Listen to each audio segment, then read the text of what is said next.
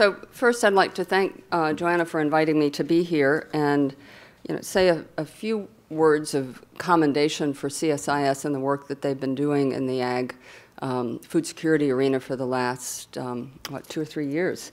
And I think one of the things that I think has been really terrific about their work is not only the quality of it, which has been quite high as one would expect, but I think it has also gotten the issue of food security and agriculture kind of out of the aggy, techie world and into a broader context of how food security relates to international security. I remember a meeting I attended very early on of this group in a previous life, and there were a number of people from the military there. And I think just being able to expand this debate has been a huge contribution of CSIS. I want to also commend IFDC. I know I was on the board, and it was more than a year ago that I resigned, so just putting that out there. But I want to commend them for this report, which I did have a chance to skim. And just to say that I had a dinner with some people in the fertilizer industry when I was at an international meeting a few weeks ago who were talking about this report and the impact it would have. So I just want to say that I think it is much anticipated and is going to help address some debate that has been going on in the fertilizer world, and IFDC's high quality of their technical work, I think, certainly will commend this report to a lot of people who have these worries, as you say, about our ability to continue to increase our productivity. So let me just ask a quick question. How many of you are familiar with the Feed the Future initiative? Okay. So I'm not going to spend any time talking about this slide except to give you an update on some of the status of what we've been doing. We have been working with developing countries, the 20 target countries, candidate countries, to develop their country plans. We've now reviewed actually more than 20 plans that have been produced by Rwanda, Bangladesh, Ghana, a number of West African countries, Haiti, and looking at those plans for their technical quality and implementation capacity. We've had high-level meetings reviewing those plans with senior officials from the governments and from the donor community. USAID is taking the lead in developing U.S. government strategies to align with those country plans, and we're in the process now in a whole-of-government manner of reviewing all of those strategies as we start deciding how we're going to be actually spending money on the ground. We've had 2 deputy coordinators named for the Feed the Future initiative, one sitting at state and one sitting at USAID, and the coordinator, we hope, will be named sometime soon. We have launched a research strategy under the auspices of what we're calling the Borlaug Research Initiative, which is a joint research strategy with USAID, and we are in the process of aligning USDA's resources to the extent that we can with the International Food Security Initiative and working with USAID on some joint programming of research funds. So I think some of this progress is a little bit of process, but given sort of where we were starting with that, with sort of nothing, I think we've come a long way. So I think all of you are aware of the food security challenge that we face, and even though the FAO just announced that the total number of hungry people in the world has declined from just about 1 billion to around 850 million, that's still A, quite unacceptable number, but B, a lot of that decline was because global food prices declined in the face of the recession. And as some folks say, trading off high prices for a recession is really not the trade-off that we want to make as a society. The World Bank has just issued numbers citing the number of extremely poor people as having gone up as a result of the recession to about 1.4 billion. So this is still a tremendous problem, even if the numbers in the past year are trending down.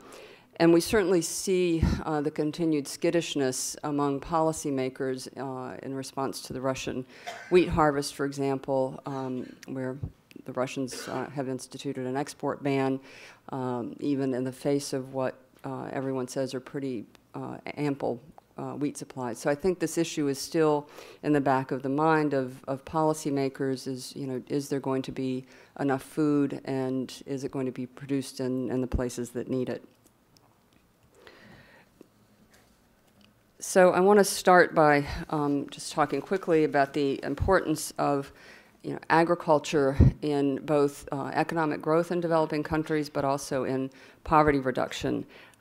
For developing countries, the multiplier effect of agriculture growth is about 3 to 1. So that is, for every dollar you put in a farmer's pocket of income, they generate $3 of additional economic activity in rural areas by buying fertilizer, by buying seeds, by transporting their products. So it's a very powerful engine of economic growth. But this graph, which is a little complicated, also indicates that it's particularly efficient means of economic growth and poverty reduction for the poorest of the poor. So that circle is around the lowest end of the income scale, so the 20th and 10th percentile on the income scale. And it indicates that really agriculture is, it says 2 to 4 times more powerful than non-ag growth in terms of reducing poverty among that most vulnerable group. So getting agriculture more productive is certainly what we see as a key to alleviating both extreme poverty but also food insecurity. Yet, despite this, this recognition, this is a graph of the overall development assistance that has been going to the ag sector over the last 40 years, really. And if you look at this graph, it peaked just after the 73 food price spikes, where again, this issue was on people's radar screens, and had declined. So it was up about 14% of overall overseas development assistance, and it has declined to about 4% up until 2007. And I think while this is just overseas development assistance, I think this also mirrors what has happened in the developing world as governments in the developing world have emphasized other issues, health, education, urban development, over agriculture. Their spending in this area has also declined, and in part because of the signals that have been given by the donor community about the importance of ag. Now, these numbers, they're moving up, and part of the idea behind the Feed the Future initiative was to put the focus on getting the donor community and the governments, developing country governments, back into the ag sector. If any of you who are econometricians see some slight resemblance between the graph I just showed and these, the overall decline in yields in developing countries over the main cereals, I don't think it's entirely coincidental. Obviously, this is not just caused by lower development assistance, but it contributed to the fact that developing countries and the international community were not putting money into research, not putting money into extension, into rural roads, into rural communities. So one of the things that is important to note here is, one, we need to get these numbers back up because of the global food security issues, but two, improving the productivity of farmers' lands, of their labor and their capital inputs is critically important to getting the income of farmers up in the developing world. And I think that's where the fertilizer issues come in. So we often get pretty pessimistic about the possibilities for increasing output when we see sort of the dire statistics in Africa in particular, but we can see in other parts of the developing world that there is opportunity to increase yields. This is not just a pipe dream of people who are hoping to achieve some results, but you can see that in Asia have been tremendous growth in yields over the past several decades as a result of the Green Revolution. And there's no reason that parts of Africa can't replicate this with the right levels of inputs, the right levels of investment. Sorry, wrong way. So this is another graph, which I don't know if IFDC had some hand in developing this data, but this is also just to give an indication that there is a strong potential in developing countries, in particular in Africa, to increase yields. And these are actual farms in the orange.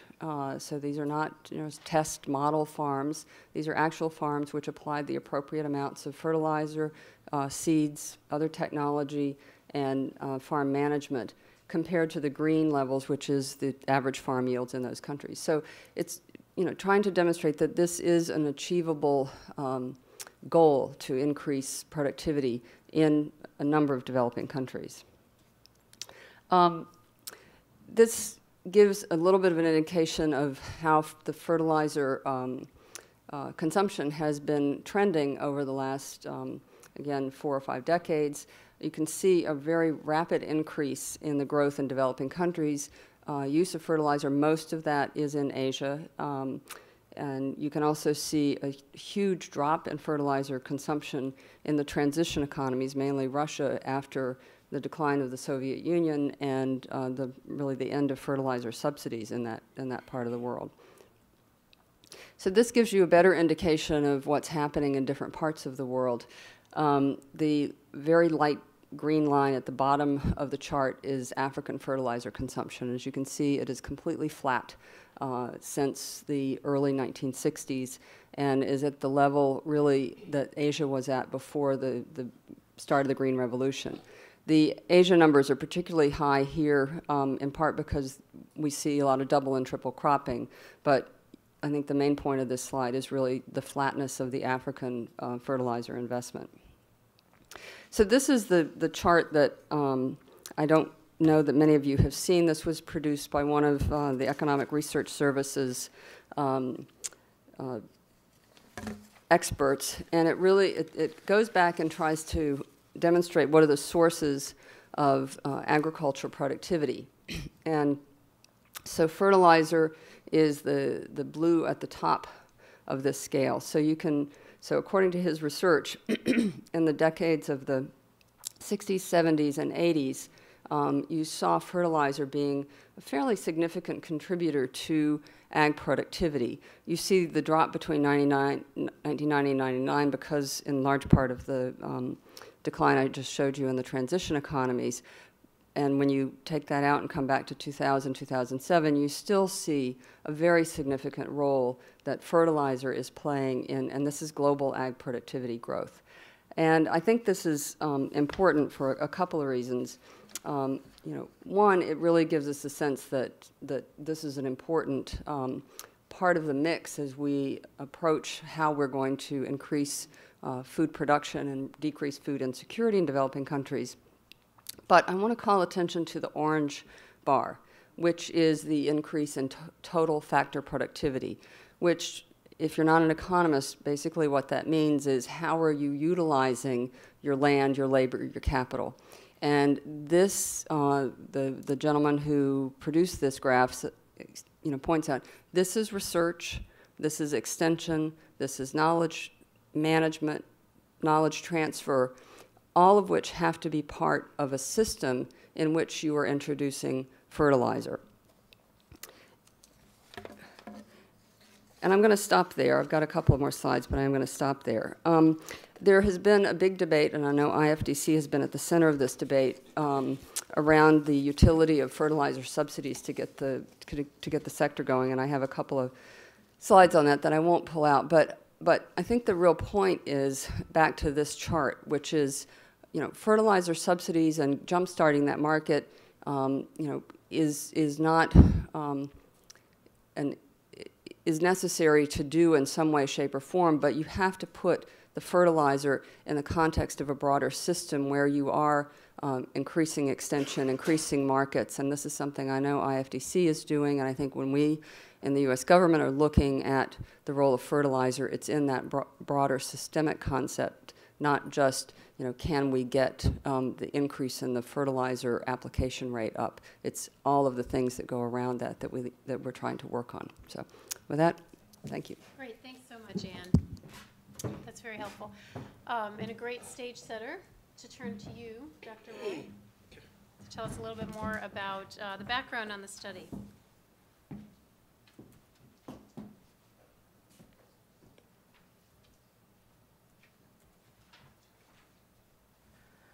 Thank you very much, Joanna. I want to thank CSIS for hosting this event, and particularly because of the recent debate that has gone on regarding the phosphate issues.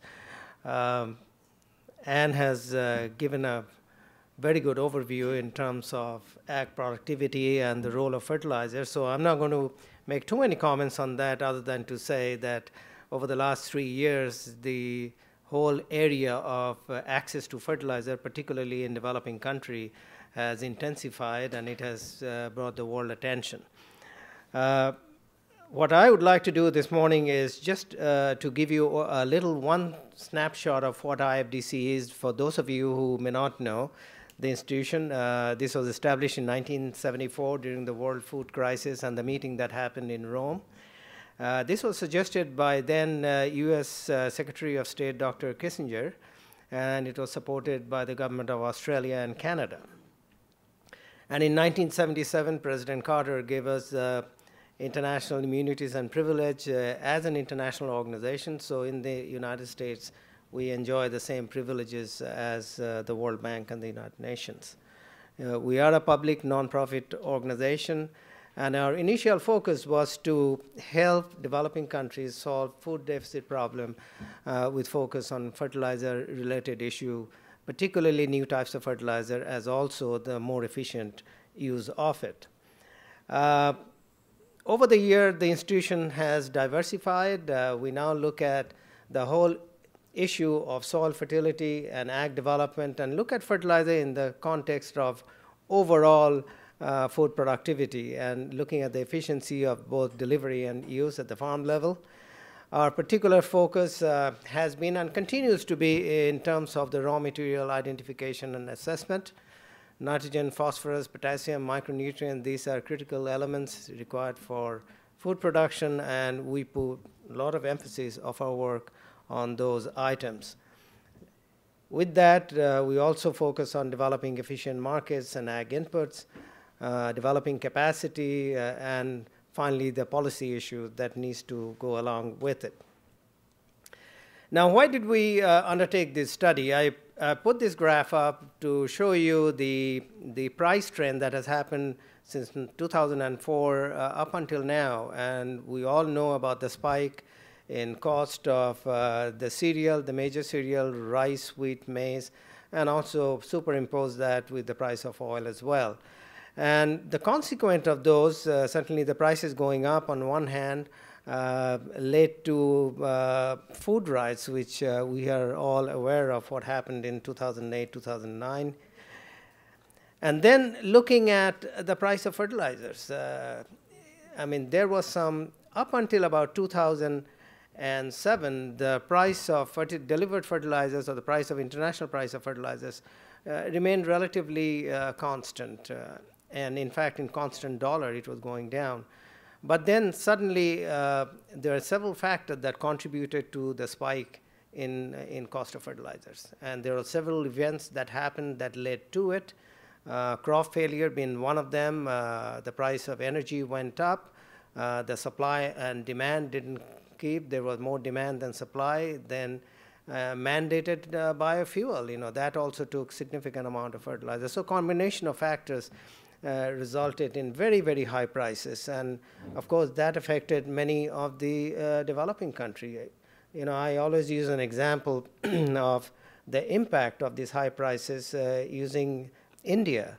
As you know, India has a very large subsidy bill on fertilizers. And in 2008, 2009, their subsidy bill on fertilizer alone was $22 billion, which was very close to their defense budget. So that was a very important aspect of it.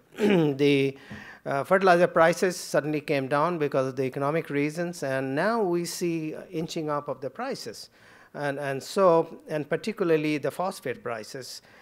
So the price of commodities went up, the fertilizer being one of them, and then the whole issue of access to input, access to fertilizers. Phosphate is one of the three nutrient essential for plant growth, the others being nitrogen and potassium. Phosphate, is a finite resource. We mine phosphate rock and produce fertilizers from it. And over the last year and a half, there has been numerous articles suggesting that the world is going to run out of phosphate. Now, this is not the first time it has happened, and Van Kornberg is going to give you a little rundown of some of the studies that have been done in the past. We have had this situation in 1971 when people came out, we're going to run out of phosphate by the end of the century, and we're not going to have anything left. And there again, there has been this whole idea of running out of phosphate. It happens, looks like, every 20, 25 years. So that was another reason. And we, as an institution, maintain a very exhaustive phosphate rock database. We have chemical, mineralogical information, which we have actually done over 1,000 samples of phosphate rock. And we have a huge database of phosphate deposits around the world. We also have samples, and it is a very dynamic system that we keep updated. So given that, we felt it was very necessary for we as an institution to put some thoughts in based on published information and information that were within the public domain, to put together a study to actually give you an idea of what the phosphate reserves and resources are. There is always this dynamic movement between reserve and resources based on the prices, and certainly we wanted to take a look at that as well. So that, as a background, is what we undertook this study. And this is a study which started in 2009. It was funded by USAID, and Van Kornberg is going to go and give more detail about how this study was done. All of you have a copy of the report that has been released today. And if you ask Van Kornberg, this was a one-year study, but we only gave him 9 months to complete it. So that's what he has done. Thank you very much. Thanks, John. Well, without further ado, Steve, why don't you join us at the podium and tell us about the study and what you found.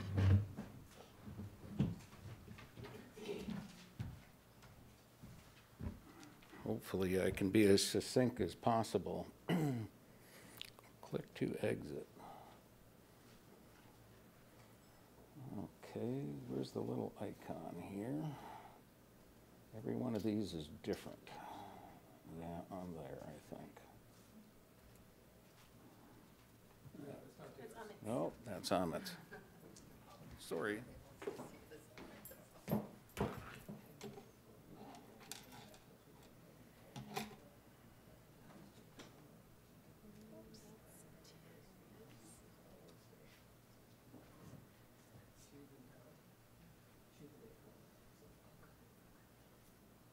That's it. Thank you, Kristen.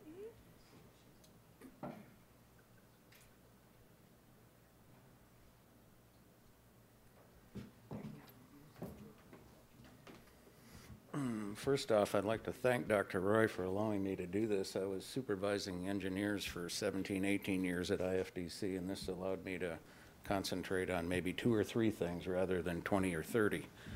And that was good. Numerous articles suggested we were going to run out of reserves, resources of phosphate rock in the 21st century. When I started this study, I want to admit that I thought there might be a real problem. I really did. And I started with the attitude I was probably looking for a problem. These are several articles that mention running out of phosphate rock. There's a lot of literature running around on the internet. There's been numerous articles since this time in 2010. But this is not the first time the Institute of Ecology had a seminar in 1971, and they published a paper, a volume, and they said we were going to run out of rock, phosphate rock, in 90 to 130 years. This is from some of the more recent articles. This is the peak phosphorus curve. This is based on Hubbard peak theory. M. King Hubbard was a engineer, actually, I believe. petroleum engineer, and he published this in 1955, and it was an attempt to estimate when we would run out of oil in the United States. And the theory is about when you get to half of the reserves, you go over this peak, and then you inexplicably come down. King Hubbard used a parabola for his curve. This is a normal curve, actually. And basically what it says in the articles, it says that we will peak in 2033 to 2034, and after that we will go downhill based on some kind of modeling. This is the actual, I think, caption from the figure. And Mr. Jasinski, he's from the USGS and European Fertilizer Manufacturers Association. I want you to know that they don't publish the kind of detailed data that allows you to calculate phosphate or phosphorus production like that. All of these articles rely on USGS data for the reserve and resource estimates. A phosphate rock is from two sources, mainly sedimentary and igneous. There's a third classification called metamorphic phosphate rock, which is sedimentary or igneous rock that's been squeezed and subjected to pressure and heat. They're composed of apatite. The sedimentary apatite is a carbonate apatite. The igneous apatite, igneous means fire formed, and they're the fluorochlorohydroxyl apatite variety. They're about 42% P2O5 when they're pure, and the sedimentary ones can range from about 34 to 42% P2O5. Apatite is named after the Greek goddess of deceit, guile, fraud, and deception. And she was released from Pandora's box, which I always thought was interesting. But it looks like many things. In the upper left, there's a hexagonal crystal of apatite from Sri Lanka. You're looking down the C-axis. That middle there is a nodule from Tahuan, Niger. Dulong bone, an ancestral manatee. It's made out of phosphate. Shark's teeth are bones. Ancestral, lower left, ancestral somatolites that are about Precambrian in age from India, nodules from Morocco, and then most of the phosphate rock that we use today looks like the sandy phosphate rock in the dish down at the bottom there. Phosphate rock deposits are found all over the world. The igneous deposits are little squares on this diagram. I think I did this in about 1990, and it's probably the most reproduced IFDC figure ever, and I think I need to do it over again. Igneous deposits are generally found in cratonic areas or rift zones like the East African Rift Zone. Sedimentary deposits are usually found on a continental shelf or associated with a former continental shelf, and they may be Precambrian to recent in age. Global phosphate rock production hit about 160 million tons in 2008. The last time it did this was 1987, 1988. This figure is in some dispute. This is the USGS figures, a little over 160 million tons. The International Fertilizer Manufacturers Association figure is over 170, and they have slightly different sources of data. So we mine all this rock. What do we use it for? 72%, according to Ken Neary, goes to phosphoric acid. According to IFA, about 74% goes to phosphoric acid. 12% is SSP, 2% triple super, and 14% for other uses. Out of that total P2O5, 82% goes for fertilizer. And when they make fertilizer, the losses range from 2 to 15%, but basically it's about 5% using best available technology. This is just the relationship of rock to fertilizer. Most of the rock these days is processed with sulfuric acid, SSP, make this wet process phosphoric acid, then they have a byproduct gypsum. For every ton of P2O5, you get 5 tons of gypsum. And then the over 50% of the fertilizer used in the world is monoammonium phosphate, diammonium phosphate, or triple superphosphate, which is all made from wet process phosphoric acid usually. And then there are nitrophosphates, which are mainly used in Europe. Here I've graphed world phosphate rock production. And this is just on a tonnage basis. showing it gone over last year, over 160 million tons. And what I wanted to show you here was several things. That little black line there, the R² factor there says that line is no good. But I put it on there anyway. And what it shows is over 28 years of data, growth has been less than 1% a year, really, in the phosphate rock business. Certain things happened back in the late 80s, early 90s. The Soviet Union dissolved, and that seriously affected internal demand in the Soviet Union associated countries. And there's been numerous dips. There's all kinds of trends there. There's trends up and down, but basically it's only grown about 1% per year over the last 28 years. Various production from various countries here. You'll notice Russia really dipped back around 1990. United States from peaks and back in the 80s has slowly gone down. Morocco has gone up ever so slightly. China increased their production incredible levels. When I first got into this business, they were maybe at about 15 million tons a year, and now the claims are somewhere going to be 40 or over even 50 million tons a year. Has there been a continuous decrease in phosphate rock quality as the high-grade reserves and high-quality rocks have been depleted? And I've been hearing this for years and years and years and years. And the answer is yes and no. Back in the 80s, all of a sudden, very low-grade rock was produced. But starting somewhere, you know, in the mid-90s to 2000, all of a sudden, the rock of slightly higher grade, 31%, which is probably used for phosphoric acid. I haven't broken this out by country, and I'm not going to do that. It's, I can't tell you which country it's from. But actually, rock hasn't really gone down. I mean, the thing that the really high-grade stuff from several sedimentary deposits have been depleted, and then there was a lot of rock in Russia that wasn't produced anymore as there was no demand for it internally.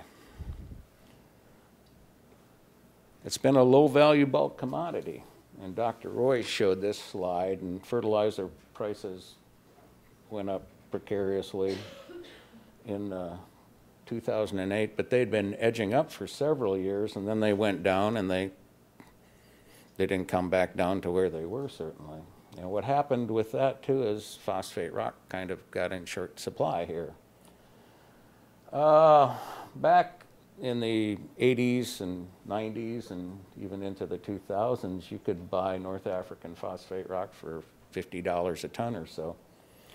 And now it went up with fertilizer, phosphate fertilizer, and now it's hovering around $100 a ton or more.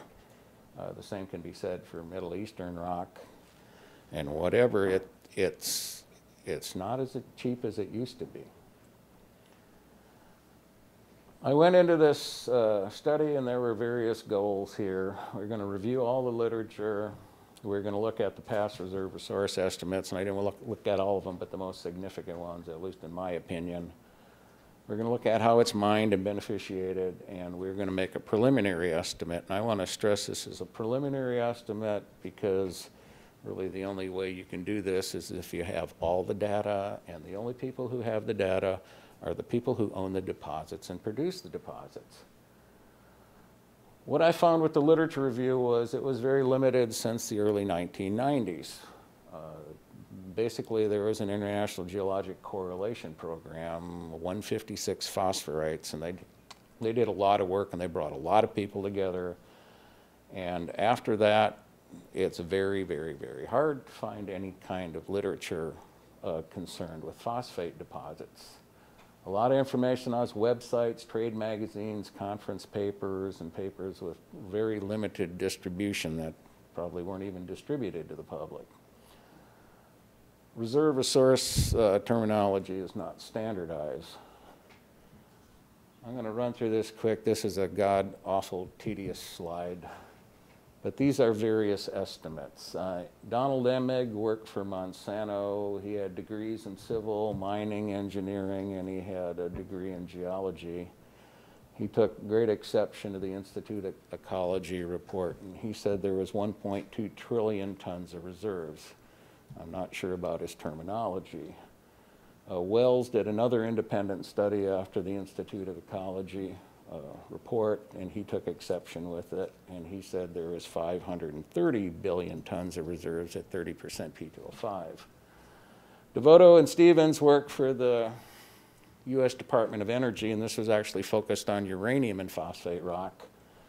And they had numerous categories and excluded lands and things, and they estimated the recoverable product around the world was 265 billion tons, and they didn't have much information on countries other than what was considered the free world at that time, and they didn't have a lot of data for the Middle East or Africa really either. Cathcart was the geologist assigned the Florida phosphate deposits for years, and he was very conservative. He said about at that time there's about 20 billion tons of reserves that greater than or equal to 30% P2O5.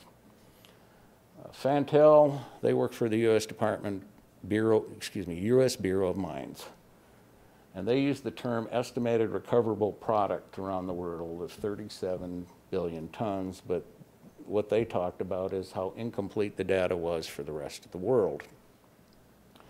Notholt, Sheldon, Davidson are the culmination of the IGCP project, and they talked about resources, and they came up with 163 billion tons, and they actually had a P2O5 content listed at 22.5%. This is the last USGS estimate of reserves and the last estimate of a reserve base. And the last time I can find this listed and with numbers on it about how much these things cost, how much the phosphate rock was worth or how much it could be produced at, was 1993. At 15 billion tons, originally when they gave these numbers, it was produced at a cost of less than $40 a ton. And the reserve base was less than $100 a ton, and that hasn't been listed since about 1995. And now the USGS is not listing reserve bases for any other commodities. They discontinued that last year. What do we find out about mining beneficiation recovery? Economic means very large scale. A small phosphate mine is 1.5 million tons to 2 million tons, and they get bigger from there.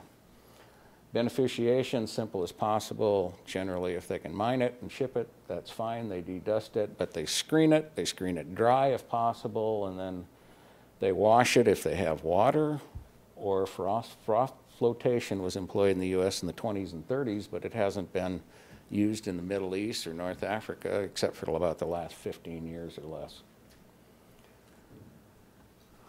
I redefined reserves and resources and tried to use a much simpler definition than given by other authors at times.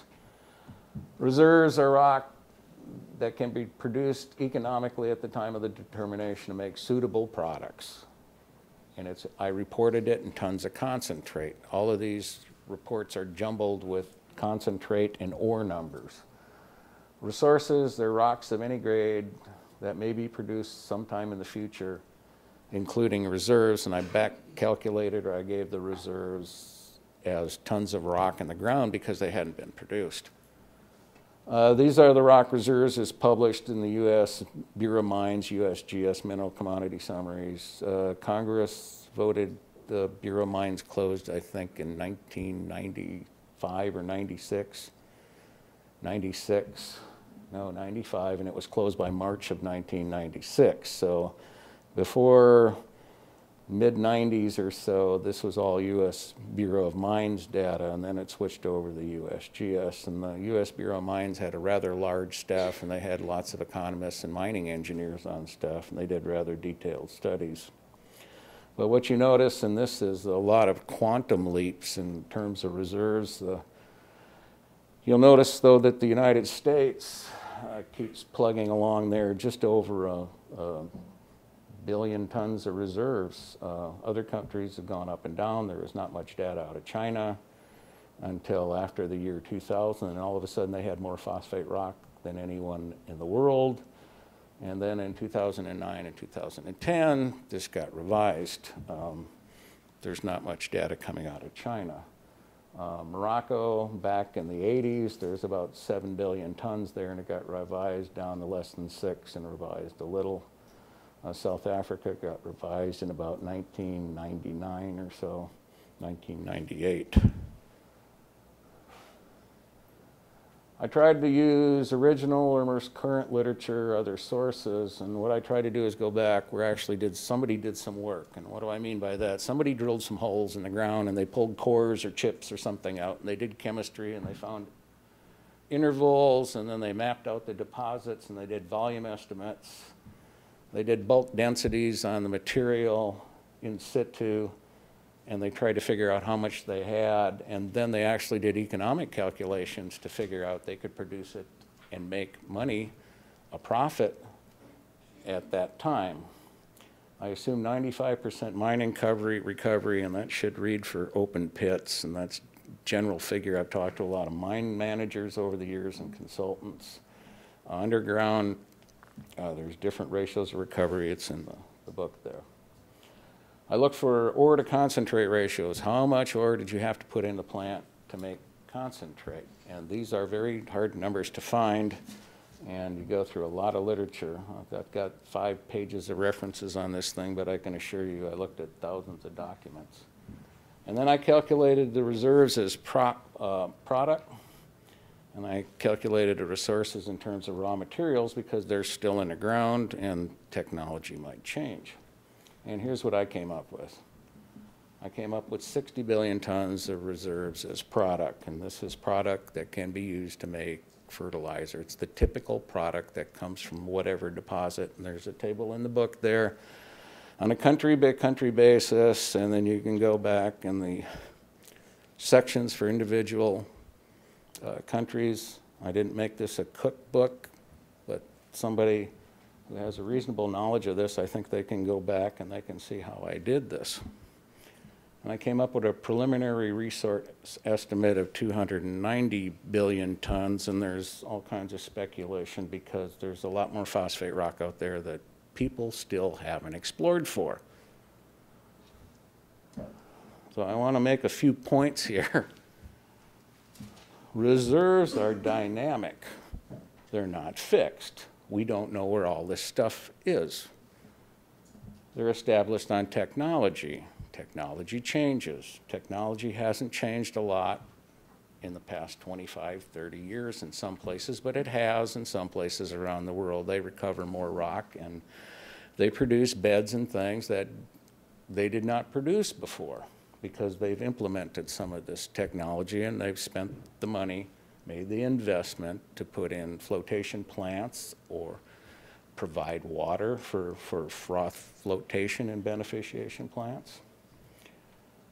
Reserves are established with a lot of study and considerable manpower. It takes rooms full of engineers. We have computers now, but you have to go through and you have to drill the holes and you have to have chemists and you have to get the data and you have to do a lot of calculations and then you have to involve economists. You have multi-discipline teams. You have mining engineers who are basically economists now. And they have to do a lot of work. And reserves are established generally on a planning horizon, 15, 20 years or longer for a fertilizer plant. I mean, producers do not establish reserves for hundreds of years in the future. They do it down the road a couple decades maybe. In some countries, in the Middle East and North Africa, they know they're going to be producing rock for the next 50 to 100 years or longer.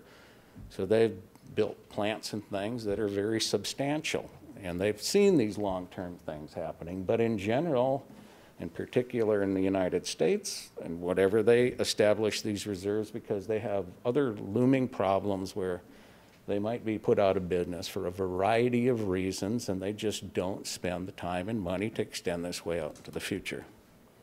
So reserves are dynamic. Everybody should remember that. They can change for a variety of reasons. Phosphate rock is a finite, non-renewable resource. And I want you to know that we believe at IFDC that we should do everything we could to preserve it and utilize it as effectively as possible and recycle it because it is a finite, non-renewable resource. There's only so much out there. Reserves are dynamic quantity. There are more reserves than some studies indicate. This needs further study. I'm one person, and I've been doing this for a long time, and I've kind of piled up a lot of things. I have like 2 offices where one office is nothing but information and filing cabinets and things. But really the data must come from those people who actually own the deposits or control the deposits, and this really hasn't been done, and they haven't talked about this for a long time for a variety of reasons. I don't see any indication of any peak phosphorus, and certainly, you know, if there's much phosphate rock around and the fact that it's a dynamic quantity, I don't see that happening. I mean, Hubbard peak theory was applied to oil, and I just don't necessarily see it as being appropriate to phosphorus or phosphate rock. We should recover as much of this as possible. When we're mining at times in the past, various producers have not recovered as much as possible because they were competing on an economic basis with other producers, and they just simply had to be sustainable, which is make a profit and pay for their people. Some ways to recover and utilize products or phosphate rock might be alternative products. Utilize low-grade rock to make a variety of different products. We've gone to this movement, phosphoric acid and high analysis products, and at least at IFDC, our goal is to make fertilizer available at the lowest possible cost. The end. Thank you.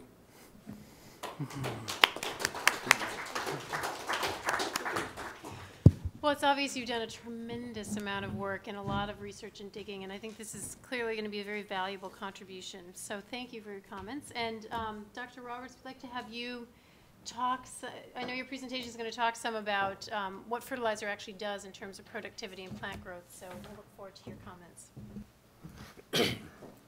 Thank you, Joanna. And ladies and gentlemen, it's a pleasure to be here this morning. I appreciate the invitation, and I was asked to really talk more about the agronomic side of phosphorus fertilizer and why we use it and what it is used for. And before we do that, I just need to spend a moment and introduce who our institute is. The International Plant Nutrition Institute is a not-for-profit scientific organization. We were created and established in 2007 from the Potash and Phosphate Institute. Now, PPI had been around since the mid-1920s, so we have a long history, even though we're a very small organization. We currently have agronomic programs in North and South America, Africa, throughout Asia and Oceania. We've got about 30 PhD-level scientists that work. We have a mission to develop and promote scientific information about the responsible use of plant nutrients. We are funded primarily by the world's fertilizer industry. So we provide a unified scientific voice for the fertilizer industry, which is independent of the industry. We're a scientific organization. We develop information. We support research different places around the world. So with that by way of introduction as to who we are, I just want to pick up on some of the things that were already said. As was already pointed out, fertilizer is very essential and critical to crop production. And this particular graphic gives you an idea of the relationship between total fertilizer use and cereal production over the last 5 decades. How that as cereal production increases, fertilizer use goes up. And it's critical to the growth of cereals. You may ask how much yield is actually directly attributed to fertilizer, and there's been a variety of studies that have looked at that. One of these from the American Society of Agronomy, a paper published a few years ago, looking at long-term studies about the response of crops in relation to fertilizer. And these long-term studies have the ability to integrate weather, climate, different stresses that appear in a crop.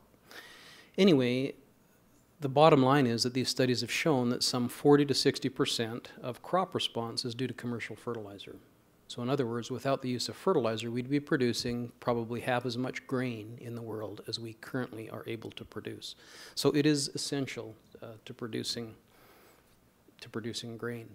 Now I just want to share a couple of slides with you about world's fertilizer consumption, how much fertilizer is being sold and used by crops. Steve talked about production of rock phosphate. I'm going to talk more about the products themselves. The blue line on this graph represents nitrogen. Last year there was just over 100 million tons of nitrogen sold and consumed in the world. Phosphate, which is traditionally reported as P2O5, there was just under 40 million tons, and potash close to 30 million tons.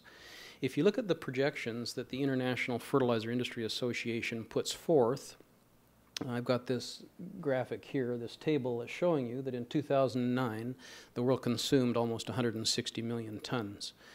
And this year it's forecast to increase. Because of the cost of fertilizer going up, there was a big dip in fertilizer usage around the world, and usage went down considerably. It is now starting to recover. Going out over the next 5 years, IFA is forecasting that total consumption of fertilizer is going to increase about 3.5%. If you look at phosphate, which is what we're very interested in today, it's going to be about 4.5% per annum. So it's a significant increase in use around the world because the demand continues to be very great. If you look at where the phosphate is currently being used, China, India, Brazil, and the United States, these 4 countries account for 70% of the consumption of phosphate around the world. Australia, Pakistan, Vietnam, Canada, Indonesia, Russia, they account for another 10%, and so the rest of the world only uses about 25% of the phosphorus. And Ann talked about Africa and how low the fertilizer usage is in Africa. It's less than 8 kilograms per hectare. That's included in the others, in many other countries where usage is quite low. And so there's great differences between the developed and the developing world and the amounts of phosphorus which is actually consumed, and the demand is still very great. Now phosphorus is important. It's essential to plants and animal life. There is no substitute for us. And you can see on this particular slide there's a whole host of things that phosphorus does in plants.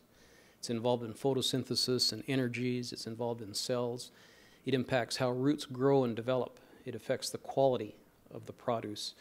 It impacts water use efficiency, and it helps crops mature faster. It's also critical to animals. In every cell in your body there is phosphorus. Most of the phosphorus in animals is contained in the skeleton, in bones and teeth. But it's also important for lactation, and it's closely related to calcium when it comes to animals. So the demand is there because we can't produce food without phosphorus. Farmers are interested in phosphorus, of course, because it increases their yield. And there's many examples that you could look at, but this is a typical yield response that you might see in a phosphorus-deficient soil in wheat. Whereas you increase the phosphorus rate, you expect the yield to go up. Now, phosphorus is one of the 3 major nutrients, nitrogen and potassium and phosphorus. The responses to nitrogen tend to be much greater than phosphorus. So phosphorus doesn't produce the same results as nitrogen. Joanna mentioned that when she grew up she could see lots of fertilizer-missing plants that looked yellow and dwarfed. Well, a phosphorus-deficient plant doesn't look yellow. It usually has a different color of green, and its growth might be stunted. In extreme cases, it might look a little purple. But for the most part, phosphorus behaves a little different than nitrogen, but it does increase crop yield, and that is very important to farmers. Most of the phosphorus in the crop is actually contained in the seed, not the straw. So every time, for example, on this slide, if you just look at the top line with maize or corn, if you produce a 9 ton per hectare crop, you're going to remove about 21 kilograms per hectare of phosphorus in the seed. And that is exported from the land. Typically, it will go wherever the crop goes. So there's a lot of phosphorus that moves around the world in terms of the produce. And that's important in terms of how we manage phosphorus. I put this slide up. It's the same one that Steve showed that talks about fertilizer manufacturer, recognizing that rock phosphate is the raw material to produce phosphorus fertilizers. And I've got the chemical formula of a typical type of rock phosphate mineral, and it's surrounded by calcium and other ions, other elements, which tend to make the phosphate in the rock very unavailable. In some areas in the world, they can directly apply rock phosphate that is ground up and use it as a fertilizer if the soils tend to be quite acidic. It helps to release the phosphorus. But for the most part, we have to treat that rock phosphate with some sort of an acid to make it into a form that is available to a plant. And there's other impurities in rock phosphate. Some of you, I'm sure, have heard that rock phosphate contains heavy metals. They're there naturally present in the soil. And when the phosphorus is mined and it goes through a processing, a lot of the metals will go with the phosphate. Now, we have the technology to take that out, and there's agronomic means to manage the heavy metal content in rock phosphate. It's one of the environmental concerns associated with phosphate. But we're able to manage that. So we make rock phosphate more available to the plant by treating it with acid. And we create these different types of fertilizers. Steve mentioned that diammonium phosphate and monoammonium phosphate represent about half the phosphate fertilizer used in the world. And they're available to the crop. In fact, the common phosphorus commercial fertilizers, they're highly water soluble compared to rock phosphate itself. Greater than 90% of the phosphate in the final fertilizer is soluble in water. And when you put that in the soil, it dissolves in the water, releasing orthophosphate ions. That is what the plant actually takes up. The chemistry of phosphorus in the soil, though, is very complicated. These ions interact with calcium and magnesium and iron and aluminum, and it is quite complicated in the soil. This is an example of a phosphorus cycle. And I just want you to notice around this central area of the cycle, the solution P, that's where the phosphorus is taken up by the plant. But that phosphorus can be interacting with all sorts of other things to render it less available to the crop. And so as soon as you put it in the soil, what doesn't get taken up by the plant is being transformed into other less available forms. You'll notice on here that this is showing that there's a little bit of phosphorus that can be leached. And I want to mention that because that is a very rare event, that you have phosphorus being leached. When that happens, it's through the soluble P that's present in the soil. Actually, phosphorus tends to be very immobile in the soil compared to nitrogen. That's one of the big issues with nitrogen, is that nitrogen can be leached and lost to groundwater. Phosphorus does not move. Compared to nitrogen and potassium, phosphorus moves very little. For example, if you had a corn root and a granule of phosphorus fertilizer was 1/4 of an inch from that root in a loamy textured soil, that phosphorus would never move close enough to that root to be picked up. So you're talking very small distances that phosphorus actually moves in the soil. So leaching is normally not a problem, but nitrogen moves quite readily, and this has an impact on some things I'll comment on in a moment. All nutrients tend to interact. They just don't behave by themselves, and we know that phosphorus interacts a lot with nitrogen in the soil. And this is an example with a corn crop.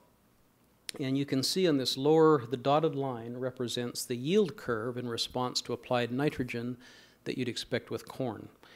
And this is a 30-year average. This is some research that was done in the Midwest, here in the United States. The upper line represents when you add phosphorus, and you'll notice that as you add phosphorus, you increase the yield. These things work additively. But one of the things that happens when you add phosphorus and you increase the yield, you haven't changed the amount of nitrogen that is required to produce the maximum yield in the crop. In this case, it went from 161 pounds of nitrogen to 167. What that means is you're producing more crop with the same amount of nitrogen. So the nitrogen is being used more efficiently. So we know that phosphorus helps improve nitrogen use efficiency.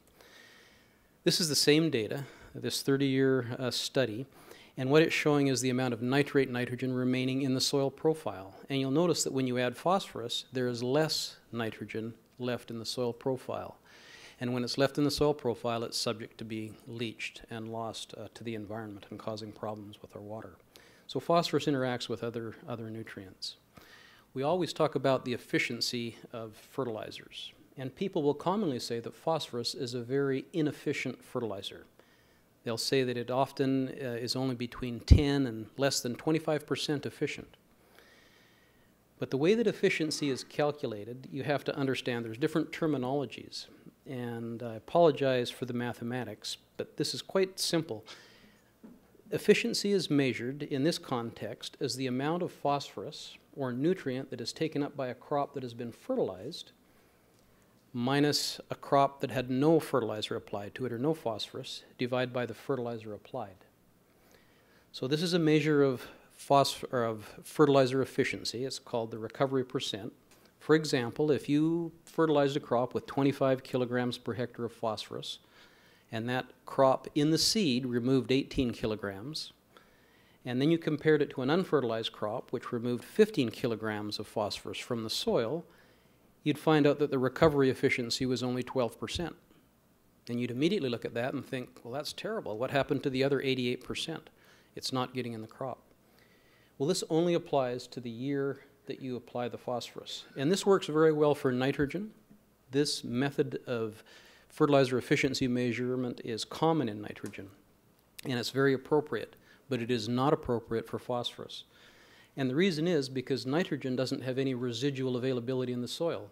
The nitrogen that's left can be lost by leaching. You can lose it by denitrification or volatilization. It can go into the atmosphere. We're worried a lot about greenhouse gases and the contribution of nitrous oxide to greenhouse gases. That results when nitrogen in the soil gets volatilized.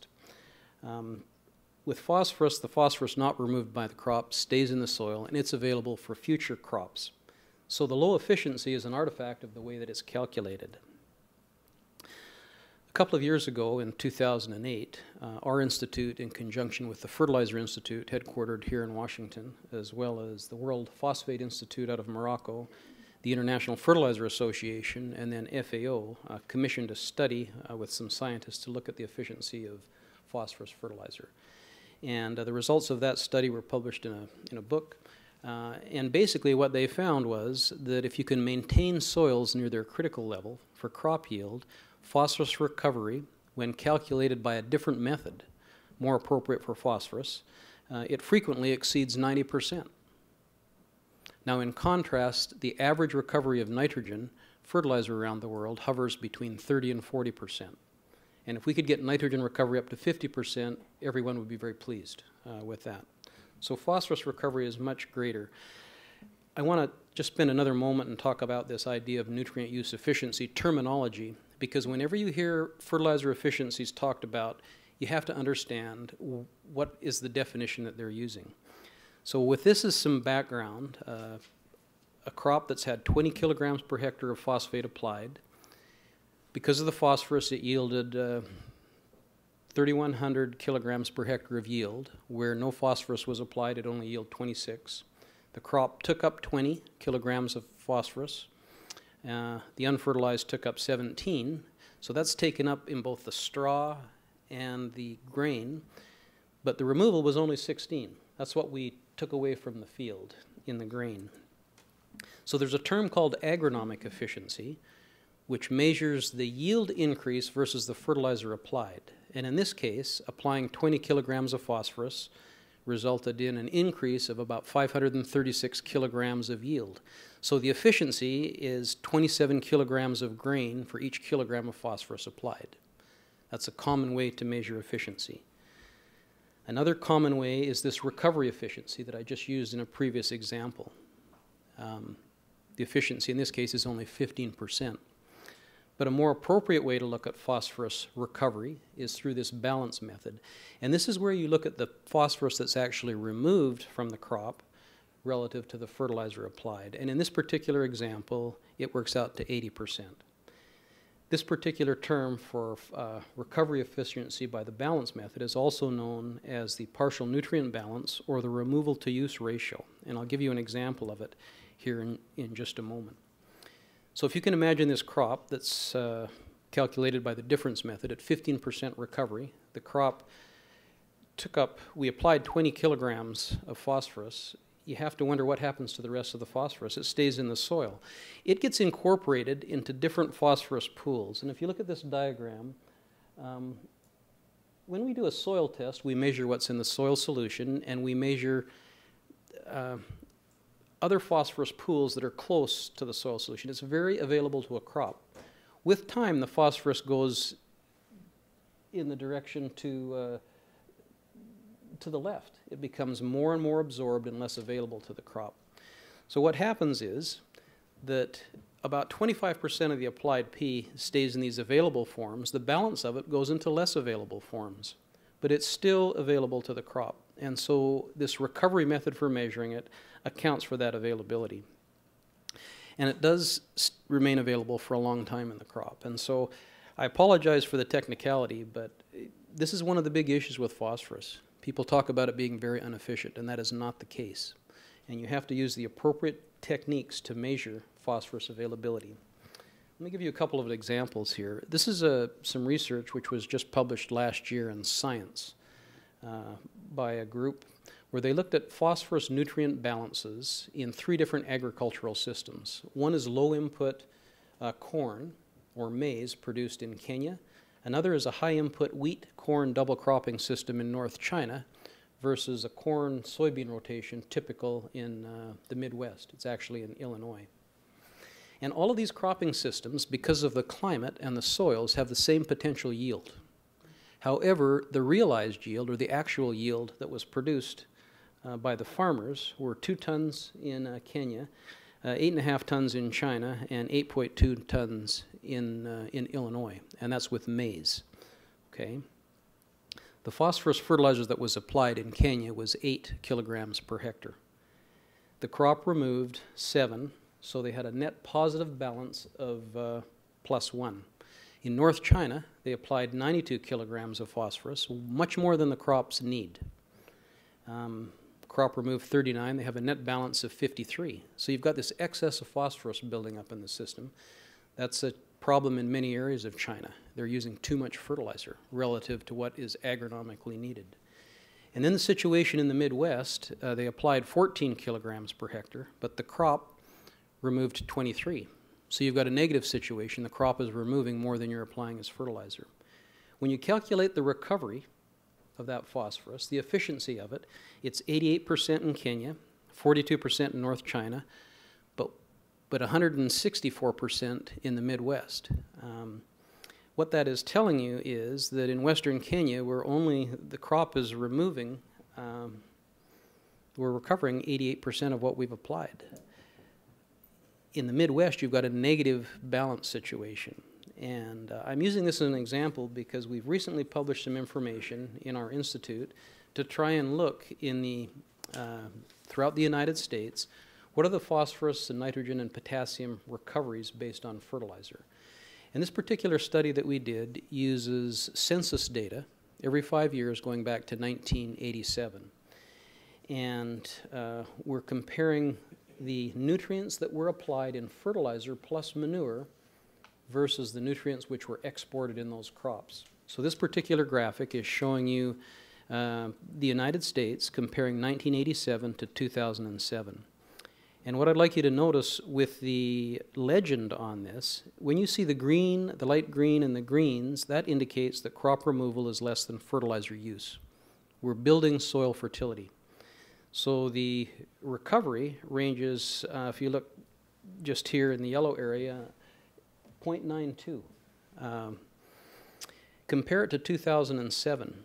You're seeing a shift where we're not building up soil fertility, but we're actually mining nutrients from the soil. We're depleting the soil. And that same area has gone from 0.92 to 1.27. So what we're seeing is that there's a shift in the budgets that are happening in this phosphorus recovery in the United States. And it's not the only country that we're seeing this in. This is just... We're starting to run into Q&A time. Okay. Let me just wrap this up very quickly. We have soil test information that supports the same type of information. We know our soil test values are declining, particularly in the last 5 years. We've just completed a study which is about to be released. Let me just make a comment and wrap up with some issues dealing with environment. You can't talk about phosphorus without bringing in the environment, because there's some big issues with environment, mainly related around eutrophication. That's the natural aging of lakes and streams, but when you add nutrients to that, you can accelerate that. And usually phosphorus is the limiting nutrient. And this particular picture just shows some research that was done in Canada where they added phosphorus to a system and really impacted the algae growth there. Here in the United States and around the world, hypoxia is a huge issue. In the Gulf of Mexico, here in the Chesapeake Bay, people are concerned about hypoxia. Phosphorus is involved in that. And we're always concerned trying to keep that phosphorus in the soil. As long as you don't have runoff of the soil, if the phosphorus sits on the surface, or if the soil gets moved, you can have these issues with hypoxia. And so the fertilizer industry is doing everything they can to try and combat that through applying fertilizer in the right place. They have a worldwide nutrient stewardship system based on applying the right source and the right rate at the right time and the right place of fertilizer within a farming system, which helps keep the fertilizer being used efficiently. And I'm not going to go into the details in this slide. I'll end with that. But the point is that the industry is very concerned about using nutrients efficiently. We're concerned about phosphorus because it is a finite resource. We know that there's lots of phosphorus left in the world, but we still have to do everything we can to keep it in place so it can be used by the crop and not make its way to our water systems where it can cause harm and damage. So with that, I'll stop and I thank you. Thanks, Joanna. Well, thanks to all of our presenters. And today's presentations just remind me of how complicated and how technical and how many challenges and opportunities we face in farming and agriculture ahead. And we've got a lot of technical and scientific knowledge, and it's great to have these voices here today. We're going to enter into some Q&A here. I want to start out with a couple of quick questions, both to Amit and to Steve. First to Steve, if you can talk a little bit more about China's increase in reserves and production. What caused that? Why all of a sudden in the past 10 or 15 years did China really ramp up production? And then I want to ask Amit, I know this is phase 1 of your study and of your efforts. If you could talk a little bit more about the next phase, and then we'll open to the audience for questions. Well, this is a matter of opinion, but I think China policy, they decided at some point in the 80s that they couldn't keep going the way they had. And they recycle a lot of organic matter there. They've been doing that for thousands of years. And they decided to get into the process fertilizer business as a way to increase their agricultural productivity. And subsequently, I think if you look back through all the data, they purchased a lot of fertilizer on the world market, and they kept ramping up their own capabilities. And they have a lot of rock there, and it's rock that's hard to beneficiate some of it. A lot of it, they have to direct mine a lot of it in the 30% range to make phosphoric acid and all these modern fertilizers. And another thing you have to remember is most of these deposits are in the middle of the country, and there's a lot of transportation costs. So as they bought fertilizer, they supplanted it with their own material they were making internally. And I think a lot of this is just information flow. There was just really nothing coming out of China until about 2000. There's very little information. And even today, what I've done, it's predicated on 2 or 3 reports that were reports given at IFA meetings. And there's some information through the IGCP, but it's very hard to nail down where the information exactly came from at one time or another. I think there's a language barrier, and then I think there was just a lack of information coming out of China. Thank you, Joanna. Let me supplement Steve's comment with a couple of issues. We all recall in 1974, President Nixon went to China. Now, one of the things that came out of that trip was that China decided to order the world-class urea ammonia plant to make sure there was available nitrogen for crop production. And in 1978, there was a delegation that came from China to IFDC. And out of that, there were 2 engineers who came and stayed with IFDC for several years to essentially look at their own phosphate, develop the technology, and suddenly they went back, and of course that was the start of it. Now, in terms of the second phase, this is, as Steve mentioned, this is the preliminary first phase. Our intention is to have the second phase, but it would be based, it would be a network of geologists, policymakers, scientists on a sustained basis. They would look at the new deposits that are been discovered and essentially populate the database. We had that in the 1990s when there was the whole debate about we're running out of phosphate. UNESCO created the International Geological Program, and that was very effective because there was a system to provide up-to-date information on the new deposits and availability of phosphorus. And our idea is to have that kind of a system available, or have the geologists from different parts of the world meet at least once a year to come with the new information so that we can update the information from time to time. Thank you. Well, let's let's take a couple of questions at a time, and we'll start here. If you could just give your name and affiliation and use the microphone, and then we'll go to Kim next. Yes, good morning. My name's Arno Rosmarin from Stockholm Environment Institute. I just happened to be in Montreal this week, so I could take the trip last night down here, and I'm very happy to be here. And I thank IFDC for this very useful report. I've been looking at the USGS data, I guess, for the last 10 years or so, and I'm one of the targeted peak phosphorus people in this study. I just have one. I'm very surprised, actually, to look at Table 7 on page 33. Because there's a message that is there that didn't come out in the presentation, and that is Morocco's reserve is being increased by something about from 5.7 megatons to 5,700 megatons. So it's 51 gigatons of it's about a 10 times increase. And I'm very surprised to see that data. It's a huge, absolutely huge increase in the estimate. I mean, it's something that I think you should have pointed out, because basically it explains why you have 60 gigatons of reserve in the total global assessment. It's the only one that's actually changed from the USGS data. I was just wondering why you didn't point that out.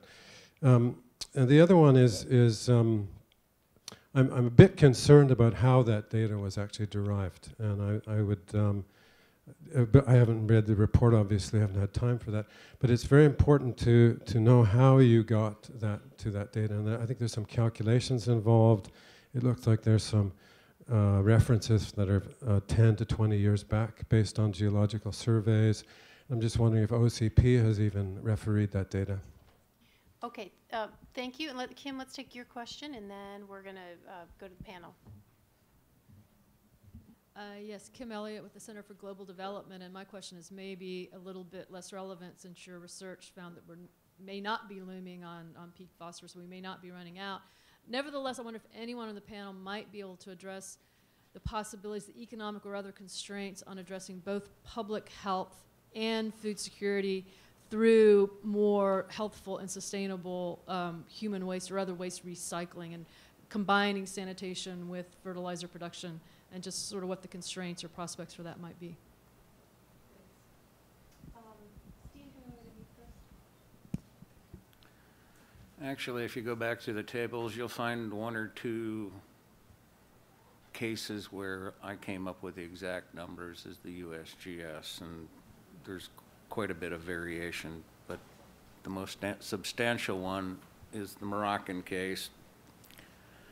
In 1998, a gentleman by the name of Garbi, who is the chief of mineralogy and beneficiation, the section or department of mineralogy and beneficiation at OCP, published an article in BRGM, Chronicles of Mining Research, and he identified 3 deposit areas as having identified reserves.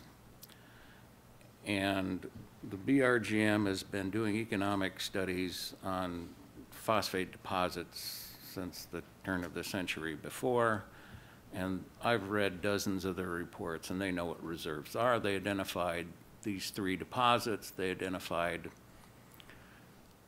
the square meters of ore in various beds, and I recalculated them on a bulk density, and then I used appropriate ore to concentrate ratios for the various beds, and I came up with some numbers. And I was quite conservative in this because I only used the Caribga area and the Gontour area as reserves. There's another area called Mescala, which was explored with Russian assistance back, I think, in the late 70s and the 80s. And I did include Mescala because they've actually really made no move to develop that. I just left that aside as a resource. So I used what they had identified in their own literature. Actually, I think I'm quite conservative because in the original literature, it only indicated that 30% of the Gontour area was explored and less than 50%, I think 45% of Caribga area. So anyhow, I recalculated all this from the numbers they had given 15, 20 years ago, and then I subtracted out all the production as concentrate and ore from all these reserves that they had listed. And I'm very comfortable with the number, and I think it's a very good number. We had review panel, 8 individuals, basically most of them from industry, reviewed all this, and it went in various directions. We had one reviewer that was from academia. I believe a lot of industry people looked at this, and we've had feedback, and no one has contested these numbers that has any direct knowledge of the reserves and resources. Okay, thank you. And wait, let's just go to Kim's question now. We've got another question on the table. I'm not sure who the best person is to respond. Ahmed, are you the best person? Well, I'll give it a try. Okay.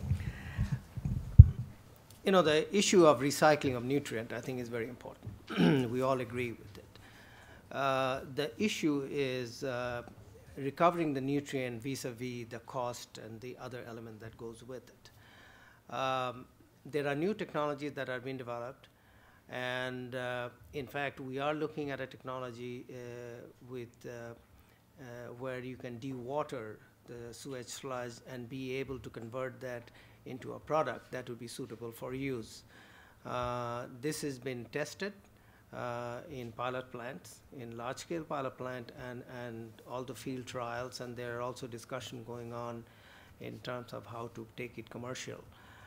But when you look at the sludge and the recycle, the nutrient content is such that the transportation in a larger distance becomes a big issue in terms of the cost factor. And so, you know, so it is a very site-specific issue, an issue that needs to be answered from many angles. The water is one of the more important one, the heavy metal content, the pathogens in it, and then there are also work going on in terms of supplementing that recovered nutrient from sewage sludge or other with the existing nutrient to make it a product which then it would be economical for transport. So to answer your question, there are a lot of work that is going on, and many companies and private individuals as well as universities are looking at way, but it all comes down to the economics of it.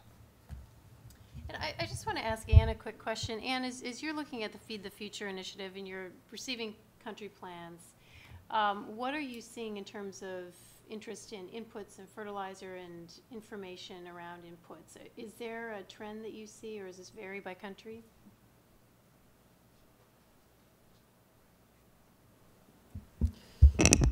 I think one of the most interesting insights that we're seeing coming out of these country plans is their, I guess, vision of their agricultural sectors as being commercial sectors, as trying to link farmers to markets. The sort of vision, romantic vision, I guess, that we've held for a long time and how we've addressed agriculture, you see countries beginning to realize that they need to move their smallholders into a more commercial market. And so with that, what we're seeing is an emphasis on improving yields. And, you know, it's a mix depending on the country, but there's you know, emphasis on increasing, you know, fertilizer use. But I would go back to the slide that I showed earlier. I think there's even more interest in the system around the farm and the extension and, you know, farm management, all of those issues of which fertilizer is a part. I mean, we're seeing that much more systemic thinking even emerging from the country plans. Great. Well, thank you. Let's go back. Let's take the gentleman with the red tie and the gentleman with the striped tie after that. Sorry. Hi, I'm Dick Rortvedt, retired from USDA. Back in the late 1970s, early 80s, I was the Economic Research Service International Fertilizer Economist, and we had a group called the World Bank, FAO, UNIDO Fertilizer Working Group. And we used all the resources that we could get our hands on, public and private, to try to forecast fertilizer supply and demand. And I just wanted to take one anecdote from that era to reinforce what you said, Steve, and that's getting the information out of China. We had the agricultural attaches do fertilizer reports back then. And those, of course, were public information. So FAO put out a survey and asked all the governments to fill out the fertilizer survey. And when we got it back, the numbers from China were exactly the numbers that had been reported by the USDA agricultural attaché in China. So anyway, yes, it was really hard to get information out of China. But I have a couple of questions. One, in the United States, Florida was our most important, I presume still is, our most important producing region for phosphate rock. And there's so many competing demands for land in Florida, for retirement, for agriculture, for recreation, and so on. What is the long-term viability of phosphate rock mining in Florida, and also, of course, concerns about environmental issues related to open pit mining and so on in Florida? And then number two, you showed the decline, and by the way, you did show we were very flat to down in production in the United States. The other was you showed how much decline there was in Russia.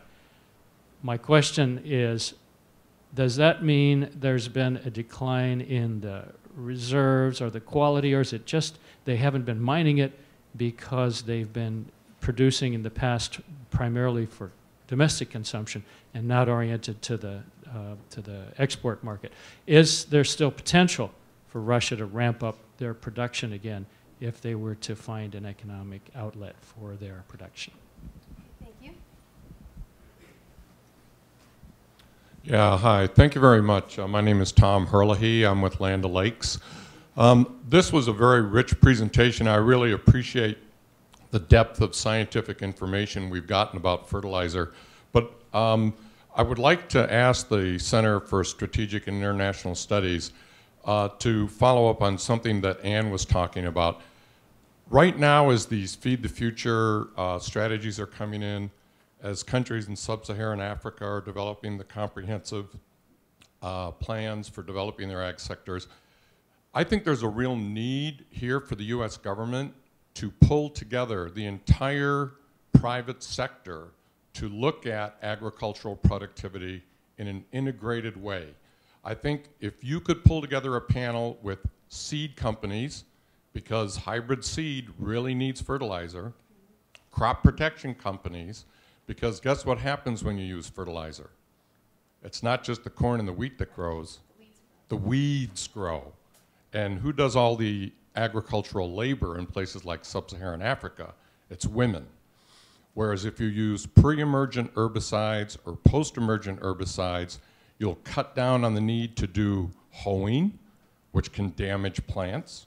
You will save water in the soil because you're not turning over the soil. So I would really urge you And I think there's a crying need for this, especially on the crop protection products, because USAID, as we know, has a lot of regulations around use of crop protection products in development programs overseas. I really applaud this panel. I've enjoyed the presentations, but I'd like to see a bigger picture with more private sector companies. Thank you.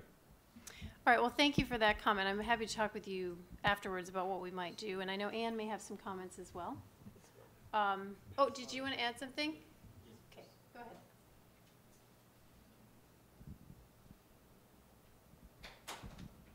ahead. Ademola Brahmo is my name. I'm from the World Bank. I have a small question, and that pertains to what is the most effective strategy, I mean, a cost-effective strategy for addressing phosphorus deficiency problems in developing countries? What do you think? Okay, let's have Anne start, and then let's turn to Dr. Roberts and to Steve to address your question and then the question about Russia's production. First of all, I think that's an excellent suggestion. I spent the weekend reviewing a document that's being produced by a think tank in Europe. I'll just leave it at Europe. That was something of a breakthrough because this think tank actually did acknowledge the need for a more modern vision of agriculture, and that's not a typical point of view that this think tank might be espousing. However, it read very much as an on the one hand and on the other hand, and one of the points that they made, which I took serious objection to, was the women's labor issue. And they essentially said, well, if we start using all these modern technologies, what will women do? And, so I think that how this all fits together and what will women do, hopefully more productive things and, in agriculture and more commercial things, is really, really an important issue, and it's something that's not, still not well understood. So. It's interesting. It's kind of surprising. Very surprising. Okay, Terry and Steve, do you want to respond to the other two comments on the table or questions?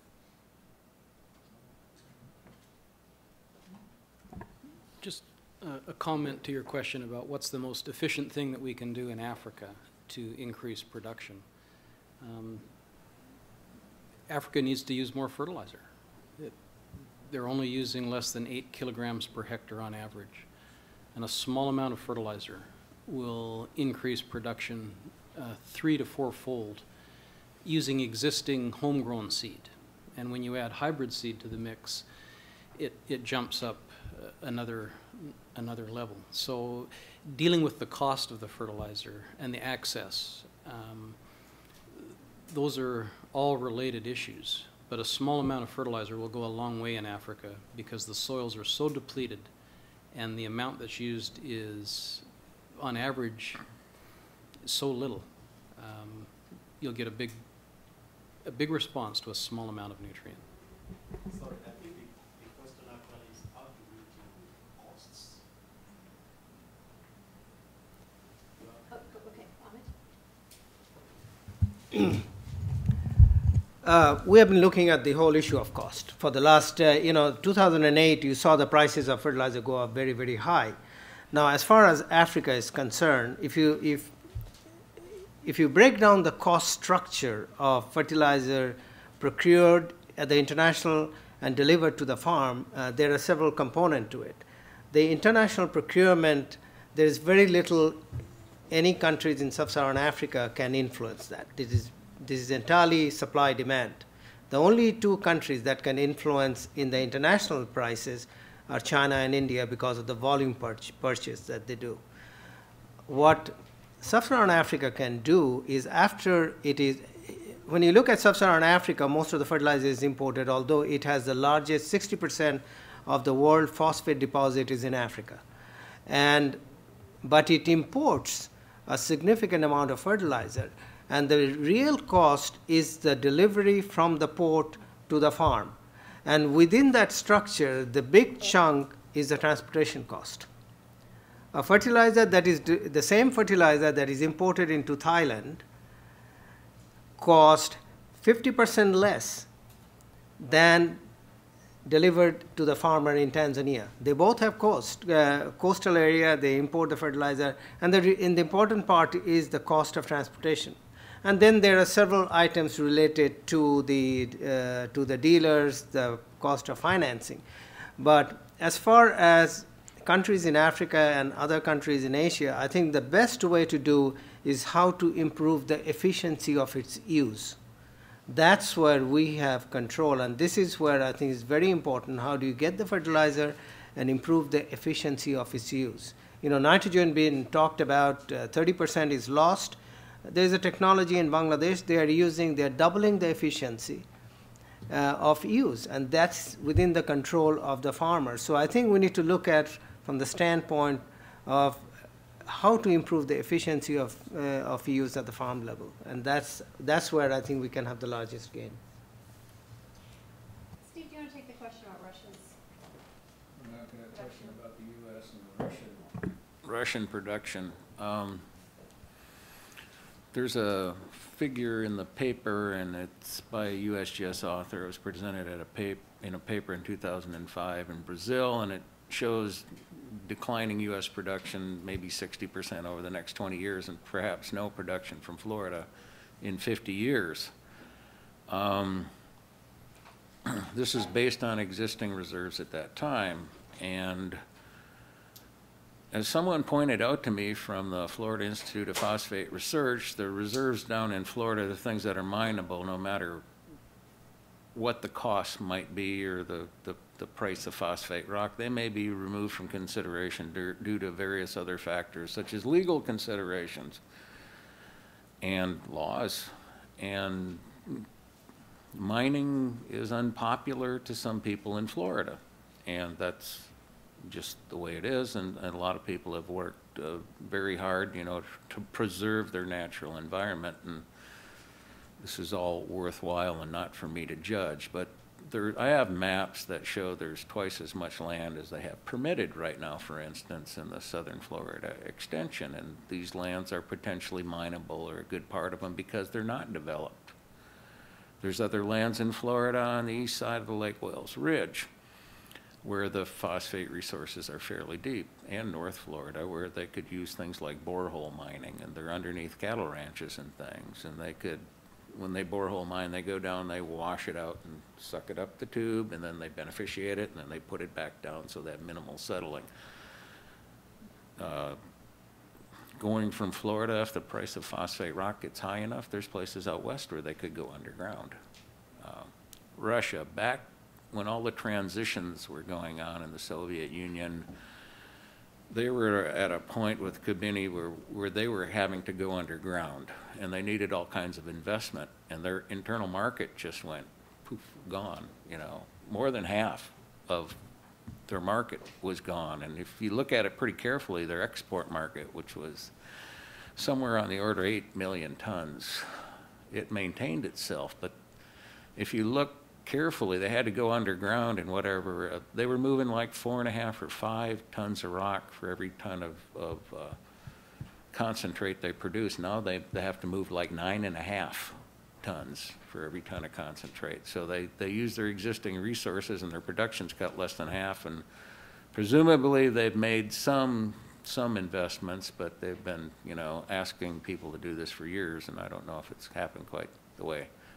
They have identified some more resources, ore bodies, and there's been bidding on ore bodies in the last couple of years. What's been mined has been mined, and who knows what's around the area, but it's fairly extensively explored. There's other deposits in the Soviet Union that are not mined right now because of the economy and lack of demand, and some of these are firing up, and I'm sure there's probably even more we don't know about. Great. Well, let's take one last round of questions before we close up. Gentleman in the back.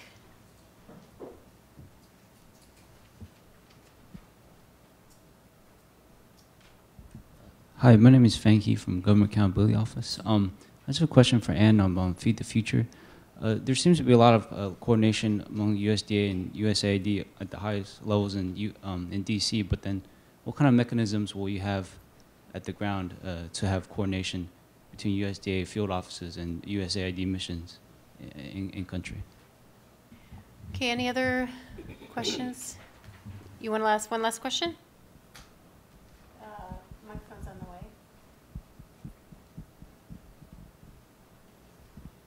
the way. Just a little about the future of this this study, the phosphorus study that IFDC has done. There's a phase 2 that's coming up to it, but I'm very concerned that we're blowing off the peak phosphorus debate based on some calculations on the Moroccan reserves that have not been explored yet. And to take responsibility for this, I think it's necessary to do something more. And there is no UN agency that's monitoring rock mining. And obviously the USGS data is questionable from this report. So what, from this meeting, are we going to make, what message do we have to the world about, because next year this report will be forgotten. We need to put this, we have to inform the world as to the progress of this. Otherwise we'll be back here again talking about peak phosphorus in a year.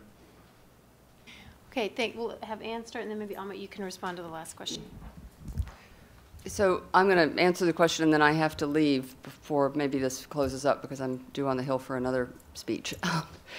Actually, my other speech is going to say exactly the opposite of what you just said. I think that the cooperation at the very high levels in Washington is going very well. And actually, we do have a mechanism that is being put in place in each of the missions, where a coordinator will be named for global food security. In some cases, that will be a USAID person. In other cases, it might be a State Department person or even a USDA person, whoever is the most suited to that role. And those people, we already are seeing tremendous benefit in Africa, where those people have started to work, and they are really pushing a more whole-of-government function at the mission levels, at the embassy levels.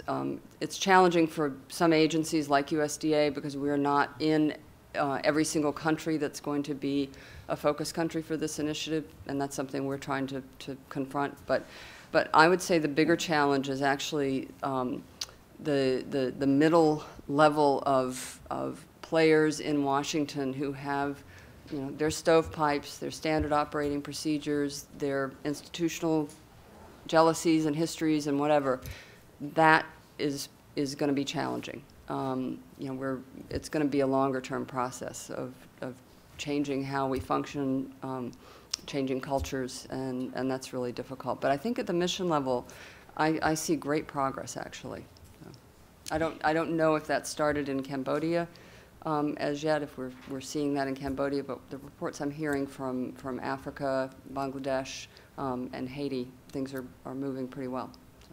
Well, Ann, I know you have to go, but thank you so much for taking your time and sharing your comments. And good luck with your next session.